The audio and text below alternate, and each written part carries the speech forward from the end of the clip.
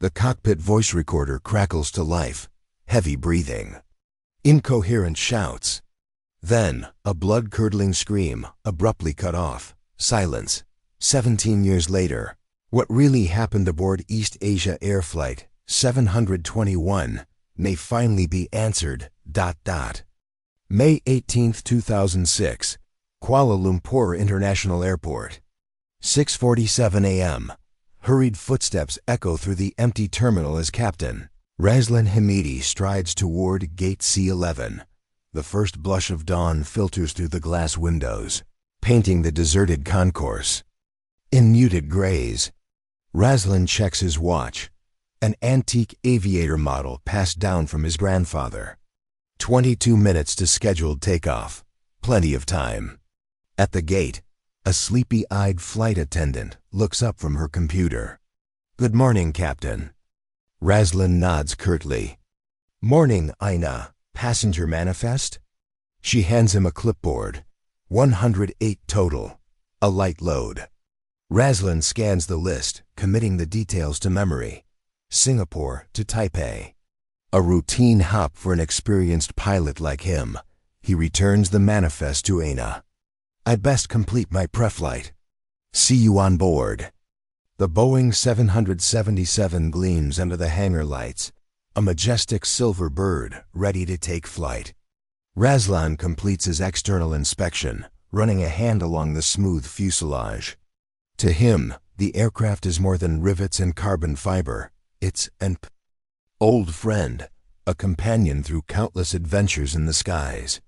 In the cockpit, First Officer Siful Hashim is already strapped in, poring over flight charts. Fresh-faced and eager, he's the picture of a young pilot on the rise. He looks up as Razlan enters. "All checks complete, Captain. She's fit to fly." Razlan settles into the left seat, the leather molding to his body like a second skin. He allows himself a small smile. This is where he belongs. At 7:31 a.m., with all 108 souls accounted for, Razlan receives clearance from air traffic control. The 777's twin Rolls-Royce engines roar to life, their power thrumming through the cabin. Moments later, Flight 721 lifts gracefully into the rose-tinged sky.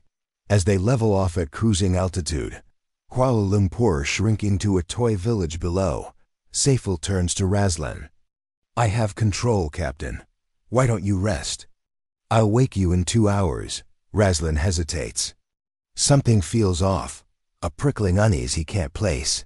But Saiful is capable, and they're flying over open ocean. What could go wrong? Razlan unbuckles and rises. "Very well. I'll be in the crew rest quarters. Call if you need anything." In the small sleeping berth, Razlan tries to relax. But sleep remains elusive, his mind churning with nebulous anxiety. He rolls over, catching a glimpse of the aviator watch on his wrist. The second hand sweeps onward, each tick impossibly loud in the enclosed space. An electronic chime. The intercom. Saiful's voice, tight with suppressed urgency. "Captain Razlan, please return to the cockpit." Razlan is instantly alert. He hurries down the narrow passageway, heart racing. He bursts into the cockpit and freezes. Saiful is gone. The right seat is empty. Razlan lunges for the controls, scanning the instruments. They're flying steady on autopilot, cruising over an endless expanse of blue. No land in sight. The cockpit door opens behind him. Razlan whirls around, hoping to see Saiful. But it's Aina, her face ashen. "Captain, come quickly. Something's wrong with the passengers." Razlan follows her into the main cabin, and the horror hits him like a hammer blow. Every seat is empty. Blankets strewn on the floor, half-eaten meals on trays. Personal belongings, passports, all left behind. 108 passengers and the entire crew. Vanished, except for him. Aina grips his arm, her nails digging into his flesh. What's happened to them? Where did they go? But Razlan has no answers. He races back to the cockpit and grabs the radio. "Mayday, mayday. This is East Asia 721. I've lost contact with my first officer. The passengers, they're gone. All of them. I'm the only one left on board. Static hisses from the speakers. Then a voice, calm and professional. East Asia 721. This is Singapore. Control. Say again your emergency? Razlan repeats the message, his words tumbling out in an anguished rush. A pause. Then, East Asia 721. We're still showing 108 passengers on your manifest. Please reconfirm. Razlan slams his fist against the instrument panel. Why won't they believe him? Can't they hear the desperation in his voice? He looks out the windscreen at the vast empty sky. A sky that moments ago stole away everyone he was responsible for. And he has no idea how to get them back. Singapore air traffic control logs show Flight 721 proceeding normally until 8:12 a.m., when all transmissions abruptly cease. Frantic calls to raise the aircraft go unanswered. On radar screens, the 777 maintains steady progress toward Taipei, betraying no signs of distress. It's as if the plane itself doesn't realize it's become a ghost ship. Everyone vanished except its lone pilot. At the Singapore Control Center, a hush falls over the room as the terrible reality sinks in. 108 passengers and 12 crew, simply gone. Urgent phone calls are placed, red alerts flashing across every screen. In minutes, the center is swarming with civil aviation officials, military officers, government representatives. Speculation runs rampant. Could it be a hijacking? Sudden decompression? But no scenario adds up. With no signs of mechanical failure, no distress calls, how could so many people disappear without a trace? As Flight 721 nears Taipei airspace, a tense debate erupts. Should they allow the aircraft to land, potentially endangering more lives, or take the drastic step of forcing it down over water? With agonizing reluctance, the order is given. Taiwan scrambles fighter jets to intercept. In the 777 cockpit, an exhausted Razlan struggles to keep fear at bay. He can't stop reliving that awful moment of discovery, the shock of finding the passenger cabin abandoned. Part of him wonders if this is all some terrible dream, a figment of his fatigue-fogged brain. He'll wake up any second now to Saiful's cheerful chatter, the clinking of drinks in the galley. The radio crackles to life, jolting Razlan back to the nightmarish present. East Asia 721. This is Taipei Control. We have you on radar, 240 miles out. Be advised your approach clearance is cancelled. Alter course to heading 110. Descend and maintain 3000. Razlan's stomach clenches.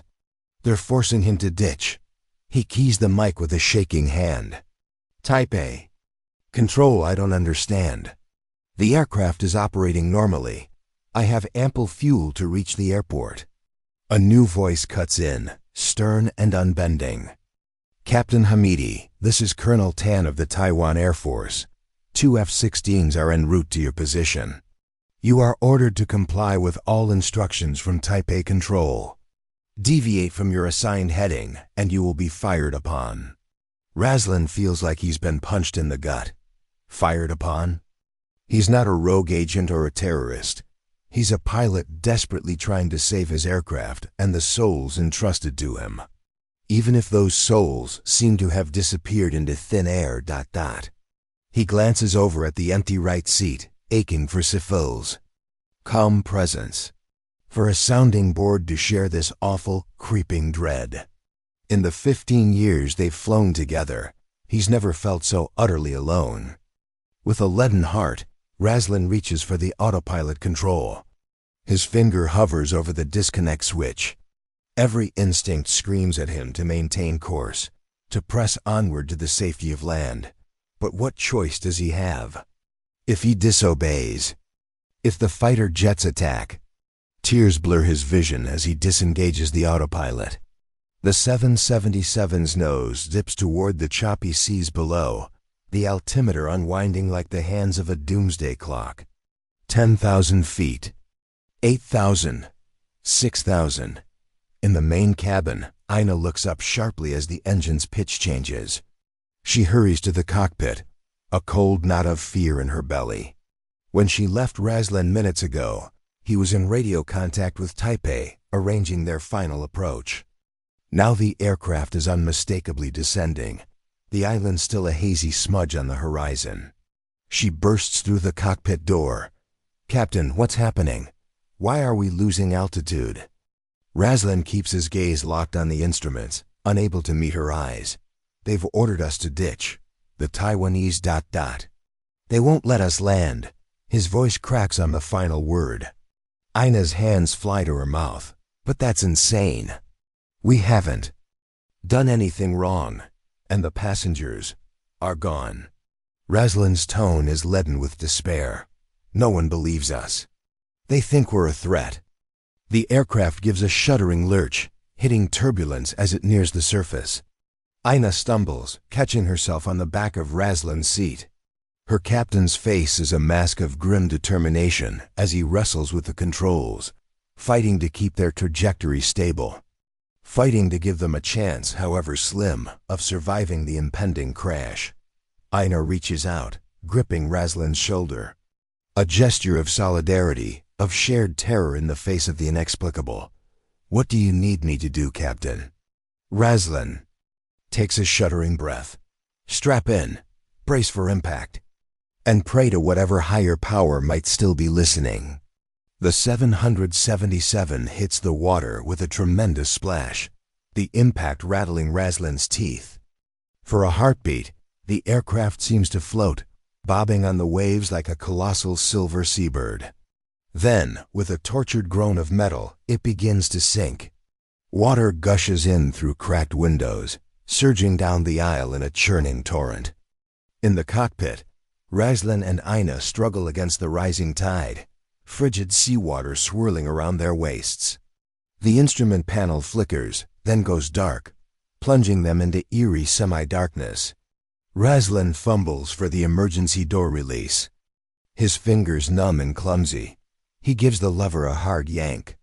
Nothing happens. He tries again, throwing all his strength into it, still jammed.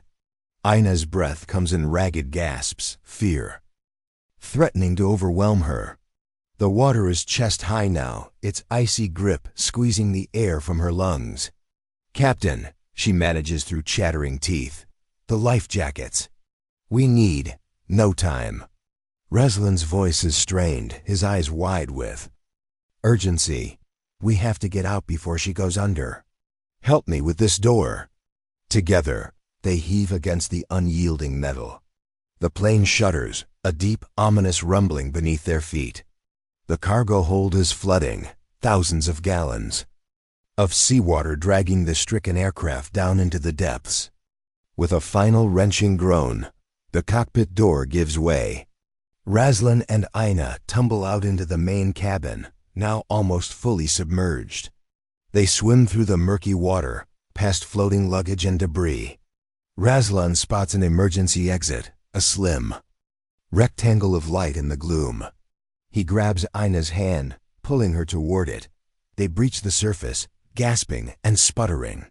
The 777 is sinking fast, its tail already vanished beneath the waves.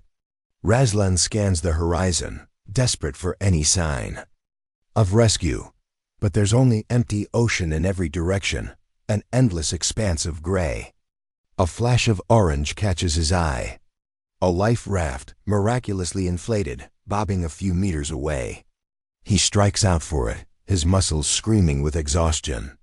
Ina follows close behind, her breathing labored. They haul themselves into the raft, collapsing in a shivering heap.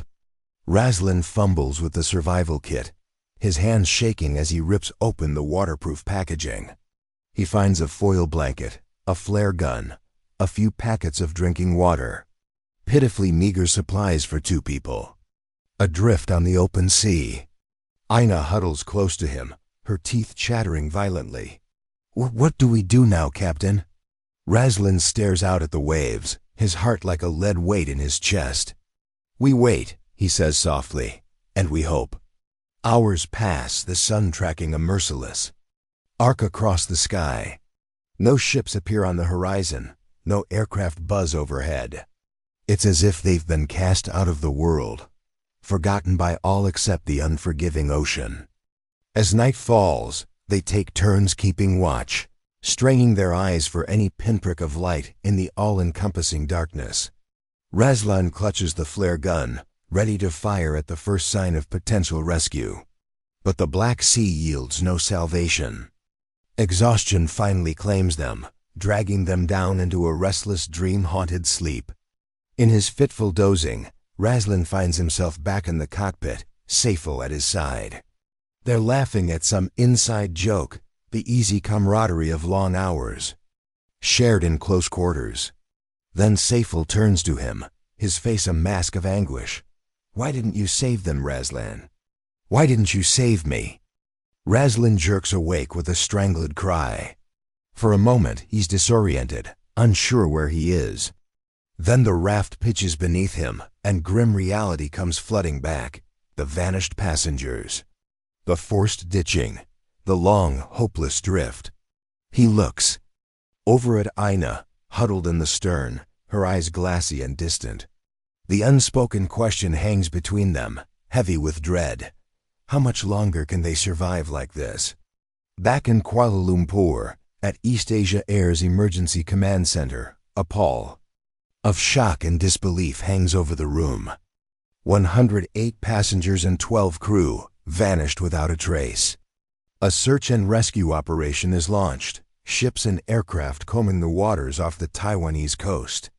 But as the hours stretch into days with no sign of survivors, hope gutters like a dying flame.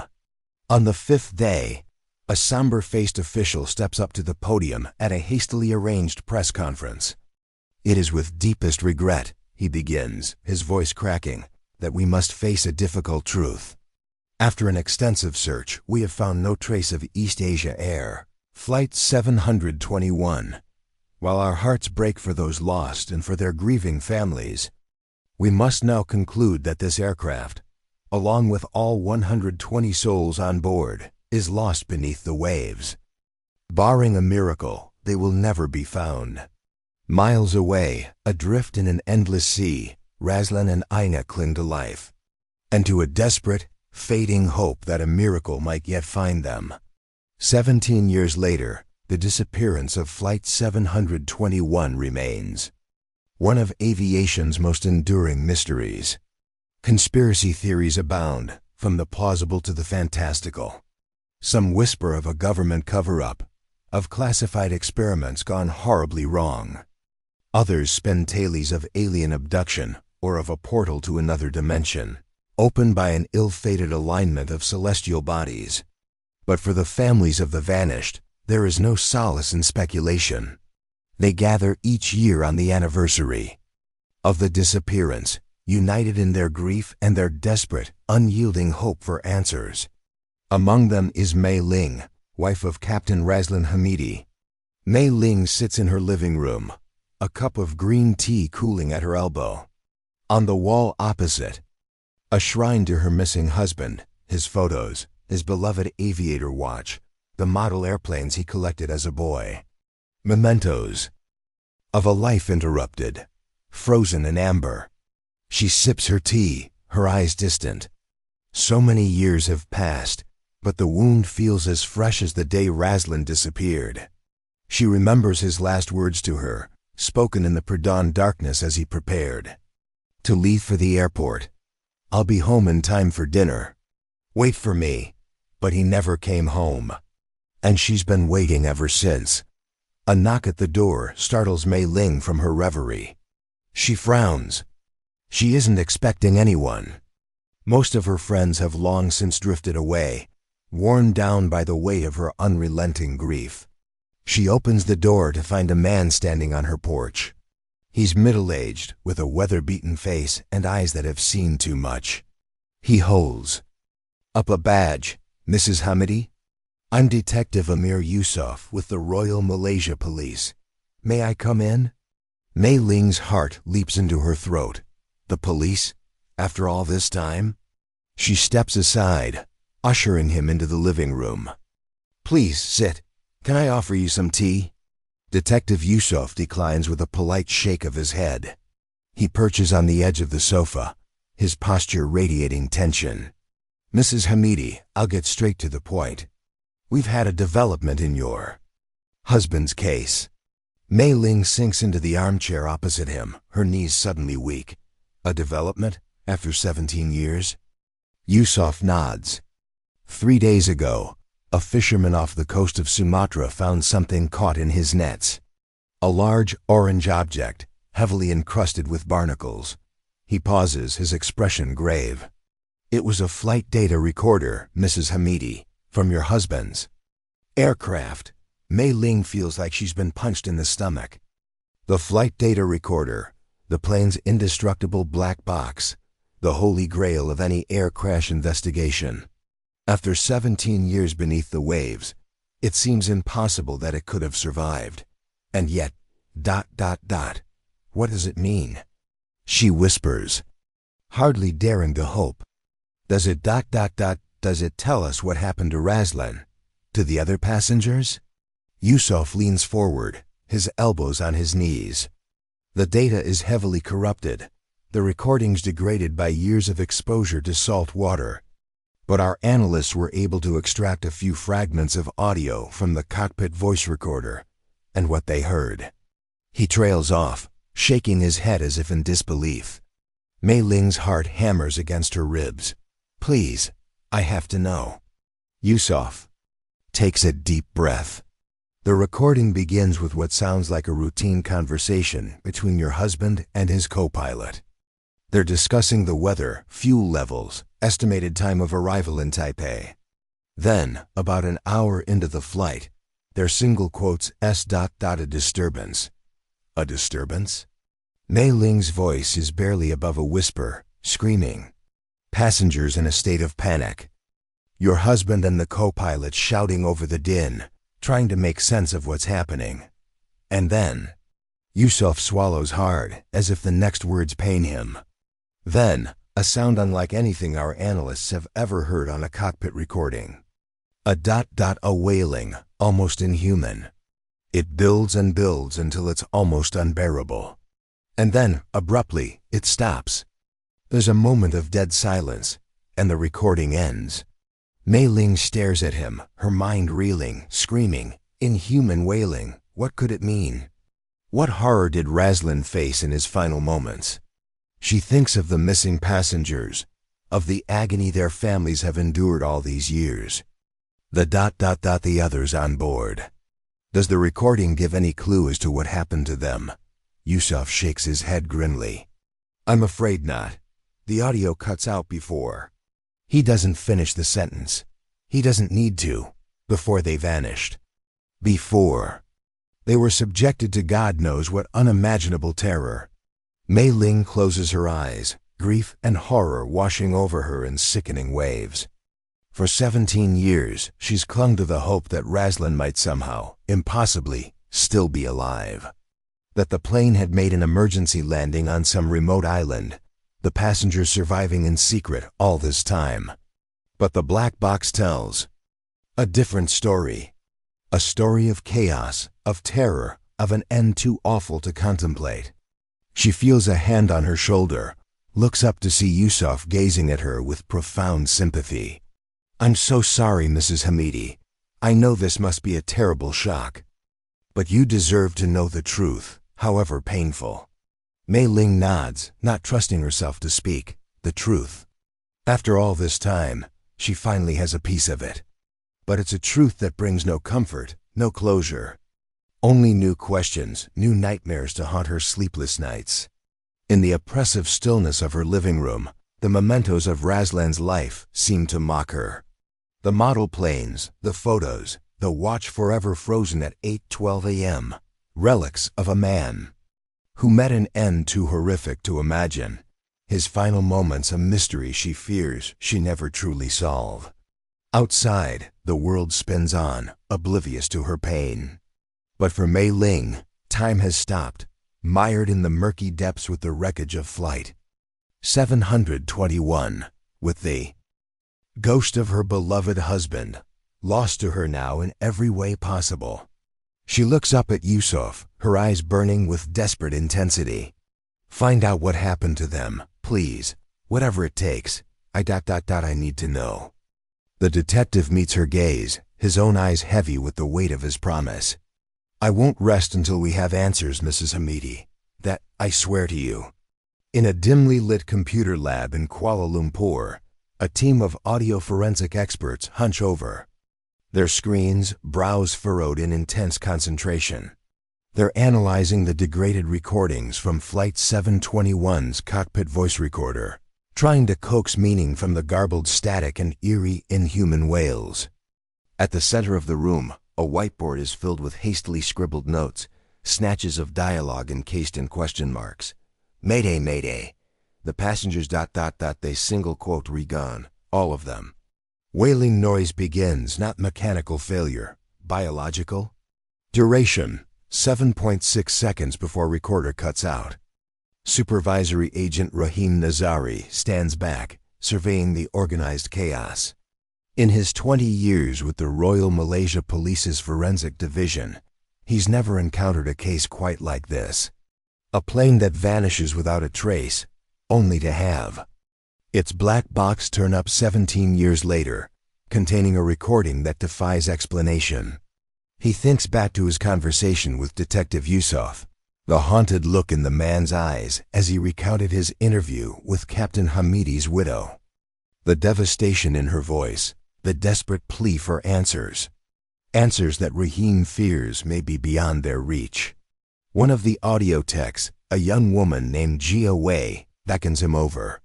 Sir, I think I may have found something. But ... you're not going to believe it.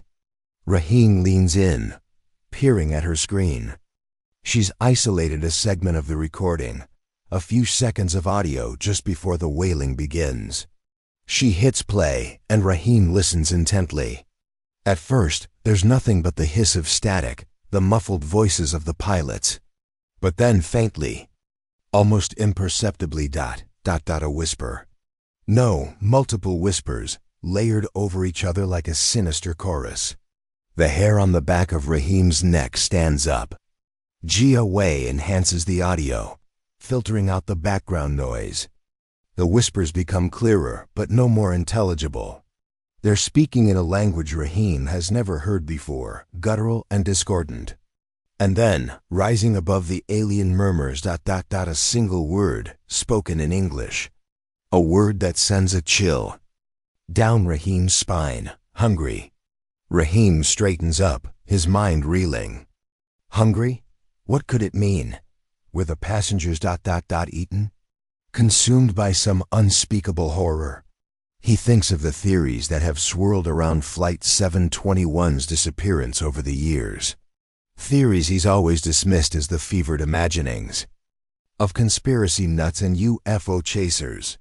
Portals to other dimensions, eldritch abominations lurking in the depths of the sea. Could there be a kernel of truth in those wild speculations? Could Flight 721 have encountered something ... otherworldly? Rahim shakes his head, trying to dislodge the unsettling thoughts. He's a man of science, of cold hard facts. He can't let himself be drawn into flights of paranormal fancy. But the whispers ... the unearthly wail. He turns to Jia Wei, fighting to keep his voice steady. Send this to the linguistics team. I want to know what language they're speaking, what dialect.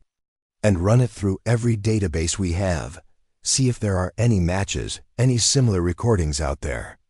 Jia Wei nods, her fingers already flying over the keyboard. Rahim steps back, his mind churning. He has a feeling they're on the cusp of something big, something that could crack this case wide open, or send them tumbling down a rabbit hole of terror they may never escape. As the forensic team works feverishly into the night, halfway around the world, in a remote fishing village on the coast of Sumatra, an old man sits by a crackling fire. His weathered face is etched with sorrow, his eyes haunted by a memory that has never left him. 17 years ago, he was out on his boat, casting his nets into the pre-dawn gloom. It was then that he saw it, a ghostly figure bobbing on the waves, clinging to a battered life raft. He hauled the figure aboard, marveling at the strange uniform, the name badge that read Hamidi. The man was delirious, raving about vanished passengers, unearthly screams, about an island that wasn't on any map, a place of unspeakable horror. The old fisherman had nursed him back to health, hidden him away from the prying eyes of the authorities. But the man, this Hamidi, had never been the same. He spoke of a terrible mission, a duty he had to fulfill. And then one morning he was gone, vanished as suddenly as he had appeared, leaving behind only a cryptic note. "I have to go back. I have to find them." The old man sighs, poking at the embers with a gnarled stick. For 17 years he's kept this secret, this burden.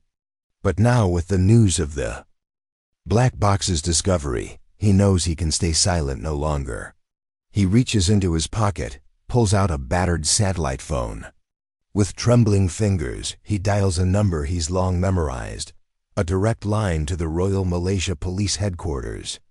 As the call connects, he takes a deep breath, steeling himself for the conversation to come.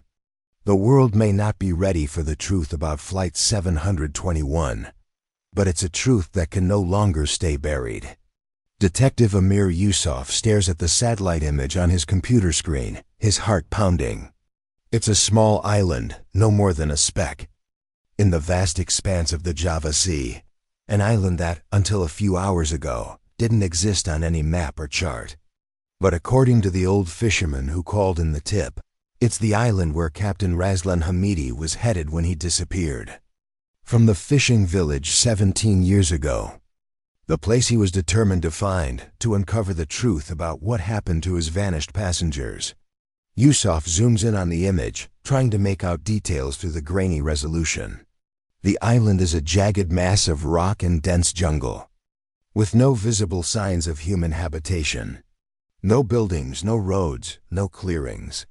Just an impenetrable tangle of green, surrounded by treacherous reefs. He thinks back to the fisherman's account, the haunted look in the old man's eyes as he recounted Razlan's fevered ramblings, tales of an otherworldly horror, of passengers snatched away by something ancient and hungry, of a place where the normal rules of reality didn't apply. At the time, Yusuf had dismissed the story as the ravings of a man unhinged by trauma, by the guilt of surviving when so many others had not. But now, with the discovery of the black box and the chilling whispers captured on the cockpit recording, he reaches for his phone, dials a number with shaking fingers. "Commander Ismail? It's Yusuf, I need a favor." Hours later, a sleek black helicopter skims over the waves, headed for the coordinates Yusuf extracted from the satellite data. On board, a heavily armed tactical team checks their gear, their faces grim with determination. Yusuf sits in the co-pilot's seat, his eyes fixed on the horizon. He's taking a huge risk, launching an unsanctioned mission based on the word of a single questionable witness. If they find nothing on that island, his career could be over. But if they do find something, he shakes his head, trying to dislodge the thought. He can't let himself get carried away by wild speculation, by the eerie whispers and unearthly wails on the black box recording. He has to focus on the facts, on the tangible evidence. And the fact is, Captain Razlan Hamidi may have survived the crash of Flight 721. He may have made it to this island, may have uncovered the truth about what happened to his passengers. A truth that, if the old fisherman's tale is to be believed, could be more terrifying than anything they've imagined. The pilot's voice crackles over the intercom, jolting Yusuf from his thoughts. "We're approaching the island now, ETA 90 seconds. Yusuf feels a surge of adrenaline, a mixture of anticipation and dread. This is it, the moment of truth. As the helicopter banks around the rocky shoreline, the dense jungle comes into view. Yusuf scans the tangled undergrowth, looking for any sign of human presence. A glint of metal, a plume of smoke, anything. But there's nothing. Just an endless sea of green, broken only by the jagged teeth of the cliffs. The pilot sets them down on a narrow beach, the rotor wash whipping up a blinding spray of sand. The tactical team leaps out, fanning out into a defensive perimeter. Yusuf follows more slowly, his hand resting on the butt of his sidearm. The humidity hits him like a physical force, the air thick and cloying in his lungs. He can feel the sweat beading on his forehead, trickling down the back of his neck. The jungle looms before them, a wall of impenetrable green. The team leader, a grizzled veteran named Malik, approaches Yusuf. "Orders, sir?" Yusuf takes a deep breath, steeling himself. "We search the island. Look for any sign of Captain Hamidi or the passengers of Flight 721, but be on your guard.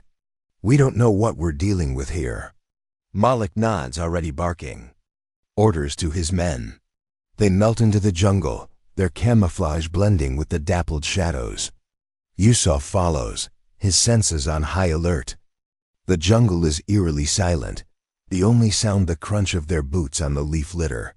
No birdsong, no insect buzz. It's as if the island is holding its breath, waiting. They hike for hours, the sun beating down mercilessly through the canopy. But there's no sign of human passage, no broken branches or faded footprints.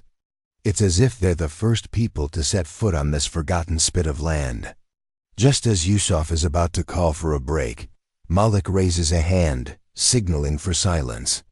He points ahead, to a break in the trees. Yusuf peers through the foliage, his heart pounding. There, in a small clearing, is a battered life raft, its orange fabric faded and mildewed. And beside it, sprawled in the undergrowth, a human skeleton, clad in the tattered remains of a pilot's uniform. Yusuf approaches slowly, hardly daring to breathe. He kneels beside the skeleton, gently brushing away the leaves and dirt. The name badge on the uniform is corroded, but still legible. Hamidi. Yusuf feels a rush of emotions. Grief, shock, a grim sense of vindication. Captain Razlan Hamidi did make it to this island. But the hope of finding him alive, of getting answers about the fate of Flight 721, that hope is as dead as the bones before him. Malik appears at his side, his face grim. "Sir, their single quotes as something you need to see." He leads Yusuf deeper into the jungle, to the mouth of a hidden cave. The entrance is low and narrow, almost invisible behind a screen of vines. Malik gestures inside, his expression unreadable. Yusuf ducks his head, stepping into the cool, damp darkness, and stops dead, his blood running cold. The cave walls are covered in primitive drawings, etched into the stone with something sharp. Drawings of human figures, their faces contorted in terror. And looming over them, a monstrous shape, all tentacles and gaping maws. But it's what's on the floor that sends a spike of pure horror through Yusuf's heart. Bones. Dozens of them, maybe hundreds. A carpet of human remains picked clean and scattered. And in the center of it all, arranged in a macabre altar, the skulls of the passengers of Flight 721, their empty eye sockets staring in silent accusation. Yusuf staggers back, his mind reeling with horror. The skulls seem to leer at him, their gaping jaws frozen in an eternal scream. He feels a wave of nausea, a primal urge to flee, to put as much distance as possible between himself and this chamber of nightmares. But he forces himself to stay, to look closer. Because amidst the jumble of bones and tattered clothing, he sees items he recognizes from the flight manifest. A child's teddy bear, the button from a flight attendant's uniform, a businessman's gold watch. These are the passengers of Flight 721, the ones who vanished without a trace, leaving behind only a mystery that has haunted their families for 17 long years. And now Yusuf knows their fate. They didn't disappear. They didn't step through a portal to another world or get abducted by extraterrestrials. They were brought here, to this godforsaken island. They were hunted, slaughtered, devoured by something that defies all rational explanation. Yusuf tears his gaze away from the grisly altar, forcing himself to focus on the cave drawings. They tell a story, a narrative of primal terror and ancient hunger.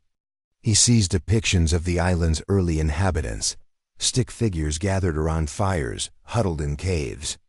Then, in later etchings, something else appears.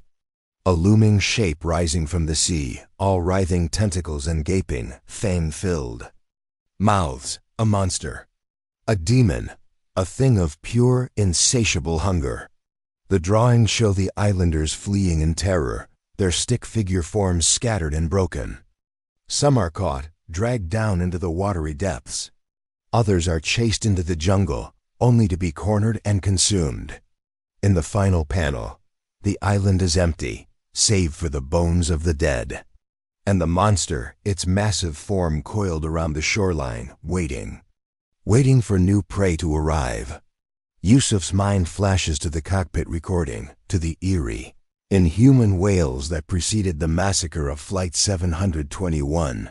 He remembers the old fisherman's story, Razlan's fevered ramblings about an ancient, ravenous evil, and he knows, with a sinking certainty, that the pilot didn't crash on this island by chance. He was brought here, guided by the same malevolent force that has been luring the unwary to their doom for centuries. The same force that even now, with the rediscovery of the black box, is stirring once again. Malik appears at the cave entrance, his face ashen. "Sir, we found something on the beach. You need to see this." Yusuf follows him out into the blinding sunlight, blinking away the spots that dance before his eyes. Malik leads him back to the battered life raft, to the grim remains of Captain Razlan. But it's what lies beyond the skeleton that stops Yusuf in his tracks, his blood running cold. Footprints, dozens of them, leading from the water's edge into the jungle. Footprints that are unmistakably fresh, the edges crisp and defined in the fine damp sand, and beside them, a trail of strange, slithering marks, as if something had dragged itself ashore, leaving a glistening, viscous residue in its wake. Yusuf feels a surge of primal terror, an urge to run, to flee this accursed place and never look back. But he's a man of the law, a seeker of truth. He can't turn away, can't leave this mystery unsolved, even if the truth is more horrifying than he could have ever imagined. He turns to Malik, his voice shaking despite his best efforts. "We follow the trail, but be on your guard. If you see anything anything out of the ordinary, don't hesitate. Shoot first, ask questions later." Malik nods grimly, already unslinging his rifle from his shoulder. The rest of the tactical team falls in behind them, their faces set in lines of grim determination. They move into the jungle, following the eerie, glistening trail. The air is thick and oppressive, filled with a sense of looming menace. Every shadow seems to conceal a lurking horror, every rustle of leaves a portent of doom. They walk for what feels like hours, the trail winding deeper and deeper into the heart of the island. And then, just when Yusuf is starting to wonder if they've lost the path, they step into a clearing, and into a scene straight out of a nightmare. The clearing is filled with bones, a macabre echo of the cave they left behind. But these bones are not ancient, not picked clean by centuries of scavengers. These bones are fresh, the flesh still clinging to them in ragged, putrid strips. And they are not arranged in any kind of order, but scattered haphazardly, as if discarded by a careless, gluttonous feeder. In the center of the clearing, rising from a mound of grisly remains, is a shape that defies all description. A writhing mass of tentacles and teeth, of pulsing flesh and glinting scales. It towers over the horrified team, its multiple eyes swiveling. to fix them with a gaze of pure ancient malevolence. And clutched in its writhing grasp, still twitching in his death throes, is Captain Razlan Hamidi, his face frozen in a rictus of terror and agony. The monster's jaws open, revealing a maw lined with razor-sharp teeth, and from that yawning abyss, a sound emerges. A sound that chills Yusuf to the very core of his being. The same unearthly wail that echoed through the cockpit of Flight 721. Just before the passengers vanished into the hungry dark, Malik opens fire, the staccato burst of his rifle shattering the stunned silence. The rest of the team follows suit, a hail of bullets ripping into the monster's pulsing flesh. But the thing barely seems to notice, the wounds closing almost as soon as they appear.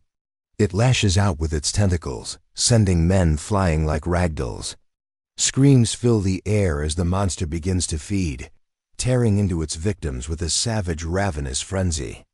Yusuf fires until his magazine is empty, the hot brass casings cascading at his feet. But it's like shooting at a tidal wave at an earthquake. The monster is implacable, unstoppable. And it's then, in that moment of utter soul-crushing despair, that Yusuf sees it, clutched in Razlan's dead hand, glinting in the dappled sunlight. A grenade, the pin already pulled. Time seems to slow, each heartbeat an eternity. Yusuf locks eyes with Razlan's corpse, sees the last flicker of determined humanity in those glazed, lifeless orbs, and he understands what he has to do. He charges forward, a wordless battle cry tearing from his throat. He dodges the lashing tentacles, the snapping jaws, the grasping claws. He reaches Razlan's body, his hand closing around the grenade. And with a final, defiant roar, he plunges his fist into the monster's gaping maw, the grenade still clutched in his fingers. The explosion is deafening, a searing blast of heat and pressure that hurls Yusuf backward. He feels the monster's flesh give way, feels the shrapnel tearing through his own body. And then nothing. Nothing but a ringing silence, and a spreading pool of darkness that swallows him whole. The world comes back in fragments, jagged shards of sensation that cut through the haze of pain and confusion. The taste of blood, thick and coppery on his tongue. The smell of burnt flesh and cordite, acrid in his nostrils. The sound of voices, distant and echoing, as if filtered through deep water. Massive trauma. Multiple fractures. Lucky to be alive. Yusuf tries to move, to open his eyes, but his body feels like a leaden weight, disconnected from his will. He sinks back into the darkness, letting it swallow him once more. Time passes, meaningless in the void. Then slowly, sensation returns. The soft beep of a heart monitor, the whisper of air conditioning. The feel of crisp sheets against his skin, the dull throb of healing wounds. He opens his eyes, blinking against the harsh fluorescent glare. He's in a hospital room, the walls a sterile white, and 4 drips beside his bed, feeding a cocktail of painkillers and antibiotics into his veins. And in the chair beside him, her face lined with worry and exhaustion, is Mei Ling, Razlan's widow. She leans forward, her eyes filling with tears. Detective Yusuf. You're awake. Thank God. Yusuf tries to speak, but his throat is raw, his voice a rasping croak. Mei Ling helps him sip from a cup of water, the cool liquid soothing his parched mouth. What happened? He manages at last, the memories flooding back in a dizzying rush. The island, the cave of bones, the monster in the clearing. Mei Ling shakes her head, her expression grim. The rescue team found you in the jungle, half dead from your injuries. You were the only survivor. Yusuf feels a surge of grief, of guilt. His men, his responsibility. All dead, all devoured by that thing. The creature? He whispers, dreading the answer. Gone, Mei Ling says softly, vaporized by the grenade blast. There was nothing left but a crater, and ... and the remains of the victims.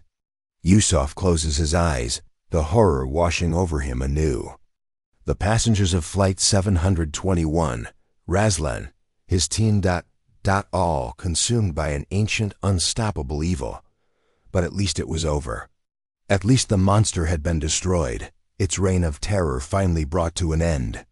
Mei Ling takes his hand, her fingers warm against his clammy skin. "I need to know," she says, her voice trembling. "Did you find ... Did you find Razlan?" Yusuf nods, swallowing hard. "He was there, on the island. He ... he didn't make it." Mei Ling lets out a shuddering breath, her shoulders slumping. But beneath the grief, Yusuf sees a flicker of something else. Relief, perhaps. The relief of finally knowing, of having closure. After so many years of uncertainty. "He was a hero," Yusuf says softly. "He sacrificed himself to save us, to stop that ... that thing." Mei Ling nods, tears streaming down her face. "I always knew he was a good man, a brave man. But to face something like that alone." Her voice breaks, and she buries her face in her hands, her shoulders shaking with silent sobs. Yusuf lets her grieve, his own eyes burning with unshed tears. He thinks of Ruslan's final moments, the determination in his eyes as he pulled the pin on that grenade. The courage it must have taken to face that horror head-on, knowing it would be his end. But as the grief subsides, as the shock of survival begins to wear off, a nagging doubt begins to gnaw at Yusuf's mind. The black box, the cockpit recording, the eerie, inhuman wails that preceded the disappearance of Flight 721. If the monster had been destroyed, if its centuries-long reign of terror had been brought to an end, then why did he feel like this was only the beginning? Weeks pass, and Yusuf recovers slowly, his physical wounds healing even as the mental scars remain raw and bleeding. He gives his statement to the authorities, tells them everything he saw on that godforsaken island. But even as he speaks the words, he can see the doubt in their eyes, the skepticism.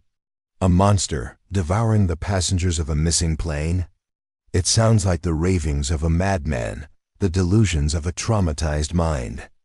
Only Mei Ling believes him, her faith unwavering.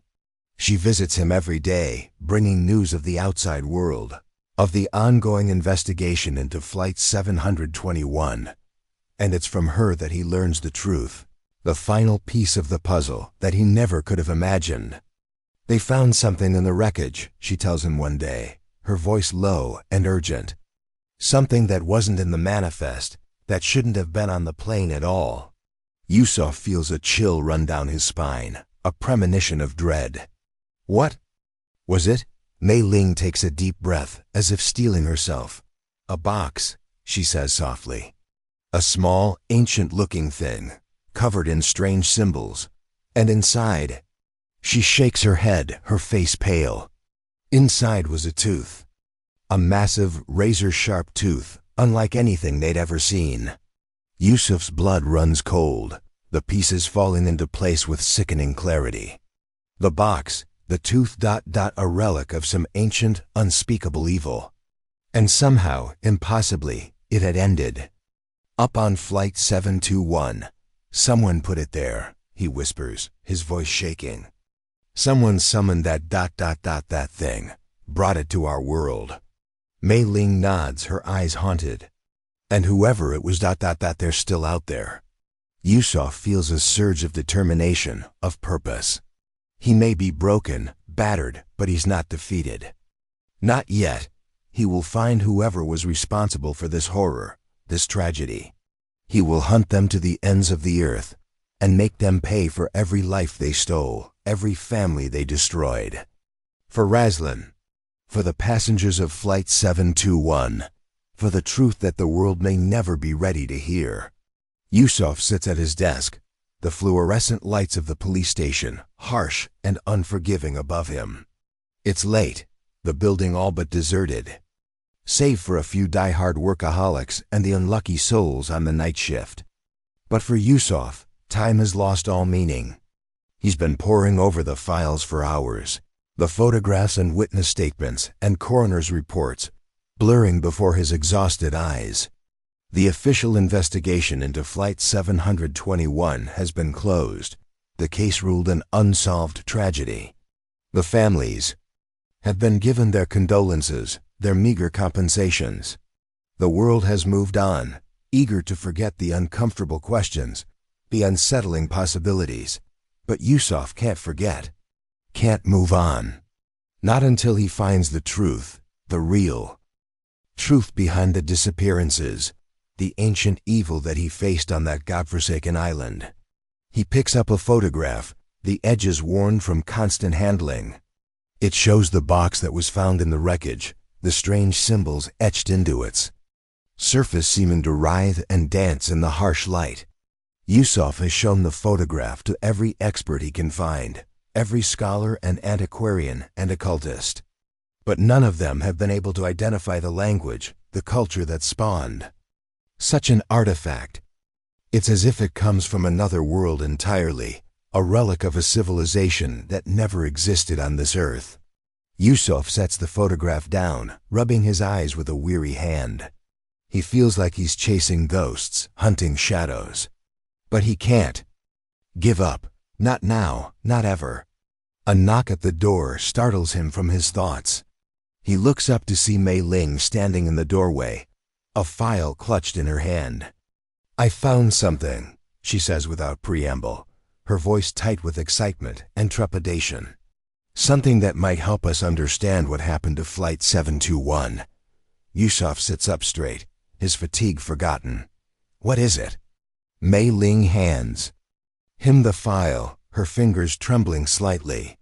It's an old case from back in the 1970s, a series of disappearances in a remote village in Indonesia. People vanishing without a trace, just like the passengers on the plane. Yusuf flips through the file, his eyes scanning the faded typewritten pages. The details are scarce, the investigation perfunctory. But one thing stands out, a single photograph paperclip to the final page. It shows a man, his face gaunt and haunted, his eyes staring directly at the camera. And around his neck, hanging from a tarnished chain, is an amulet, the same strange symbols etched into its surface as the ones on the box from Flight 721. Yusuf feels a chill run down his spine, a sense of inexorable dread. Who is he? Mei Ling taps the photograph, her nail tracing the man's hollow cheek. His name is Arjuna Sestrowardoyo. He was the only survivor of the disappearances, the only one who made it out of that village alive. Yusuf looks up at her, his heart pounding. And the amulet? Mei Ling shakes her head, her expression grim. No one knows where it came from or what it means. But Arjuna claimed it was the key to the disappearances, to the evil that stalked his village. Yusuf sets the file down, his mind racing. An amulet identical to the one found in the wreckage of Flight 721, and a man who claimed to have survived an encounter with the same ancient evil, the same ravenous hunger. It can't be a coincidence. It has to mean something. He looks up at Mei Ling, his eyes burning with newfound determination. "We have to find him, Arjuna Sestrowardoyo. He may be the only one who can give us the answers we need." Mei Ling nods, her own expression mirroring his resolve. "I've already booked us tickets to Jakarta. We leave in the morning." Yusuf feels a surge of gratitude, of admiration for this woman who has lost so much and yet still fights on, still seeks the truth. He reaches out and takes her hand, squeezing it gently. "Thank you," he says softly, his voice rough with emotion, "for everything. I couldn't do this without you."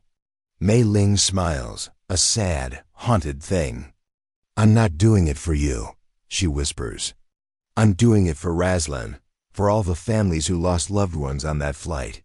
They deserve to know the truth, no matter how terrible it may be." Yusuf nods, his throat tight. He knows she's right. knows that this quest is bigger than either of them, bigger than their own pain and loss. It's a fight for the truth, for justice, for the memory of those who were lost, and the hope of preventing such a tragedy from ever happening again. And as he gathers his files and follows Mei Ling out into the night, he feels a renewed sense of purpose, of determination. He will find Arjuna Sastrowardoyo. He will uncover the secrets of the amulet, the ancient evil that it represents.